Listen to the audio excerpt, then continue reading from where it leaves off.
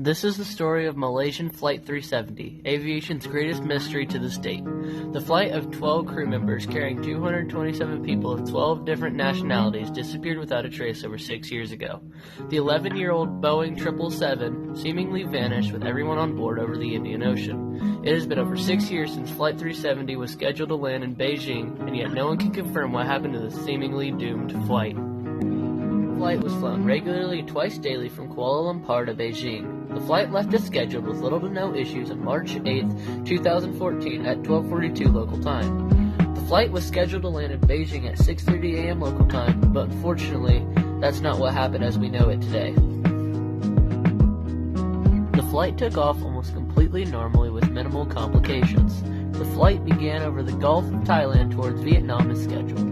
The last verbal communication with anyone on board happened at 1:18 a.m. local time, when the aircraft was about to cross into Vietnam's airspace and the Malaysian air traffic control officer said good night and ordered the pilot to switch to Vietnam's airspace, and the pilot simply replied, good night. This is when things started becoming seemingly odd. Just moments after this communication, the plane disappeared from both countries' radars. Although it is not guaranteed, after looking at the weather conditions in this area during the time, it is determined that the radar transponder was most likely turned off manually from inside the cockpit. There is no storms reported in the area, and the plane made no emergency calls, seeming the only way it could be turned off is manually. A few moments passed by, and then suddenly the flight began to turn right, but then suddenly jolted left. The flight was still able to be tracked by military radar, and the plane continued flying in this southwesterly direction for around 30 minutes, going up and down in altitude by a few thousand feet. The flight then turned right over the Strait of Malacca. The flight kept this direction for around 30 minutes, and by this point was over the Indian Ocean. This was nearing the edge of the Malaysian military radar, and at 2:22 a.m., the flight was out of radar's tracking. This was the last tracked location of the flight with certainty over the Indian Ocean. After this, satellites were the only communication with the flight, which helped to determine that the flight veered left and then continued this path until the plane seemingly ran out of fuel. The flight continued flying over the Indian Ocean while satellites tracked the plane with hourly check-ins, and Malaysia tried to call the cockpit, but this call went unanswered. The flight kept on this flight path over the Indian Ocean, and at 6:30 eventually came and the plane was not in Beijing. At around 7:30, an hour after the plane should have landed, Malaysia announced the plane was lost and the search began. The search team believed it had crashed already, yet little did they know, the plane was still flying over the Indian Ocean. Later on in the day, satellite data revealed that the plane had been flying over the Indian Ocean and crashed somewhere along the curve, shown above.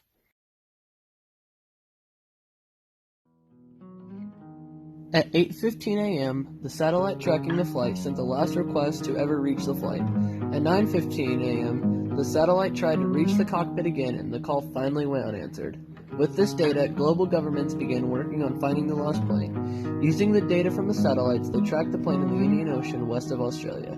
They made a search area and began the rescue mission. The search began in Southeast Asia, but quickly data from the satellite moved the search zone to the Indian Ocean. In the month after the disappearance, over 2.9 million nautical miles of the ocean were searched. Yet after all this, nothing was found. Sonar searched the bottom of the ocean and never found anything unusual. Over 2 months, $200 million were spent, including $60 million from the United States, in an attempt to find this missing flight, yet nothing was ever found.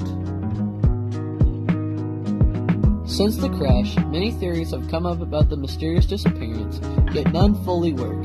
No matter if you believe it was hijacked, had power failure, a fire broke out, or any theory, none fully fit the situation that seemed to occur on this flight.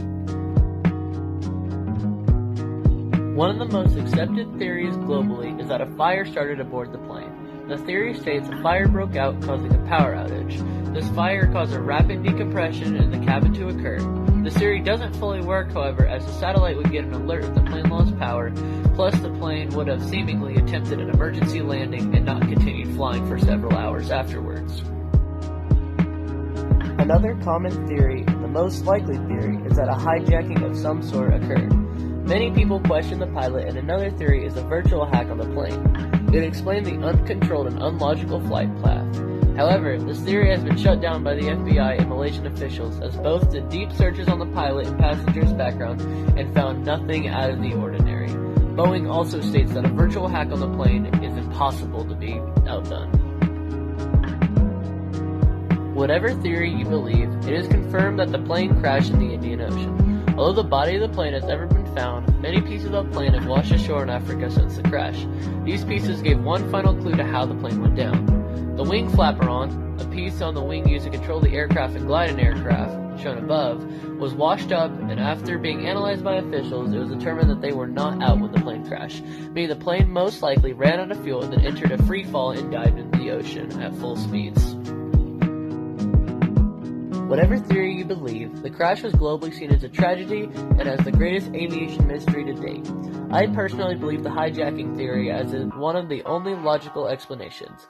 It has its flaws, but the plane was being controlled by someone at first when it went off radar, and it only makes sense that somebody continued controlling it, not that it just took off on autopilot from there.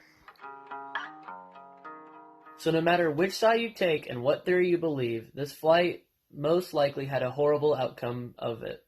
Nobody knows for sure, and nobody may ever know for sure what actually happened in this flight, but the odds are something went wrong and that it crashed into the Indian Ocean. Thank you for listening, and I hope you enjoyed.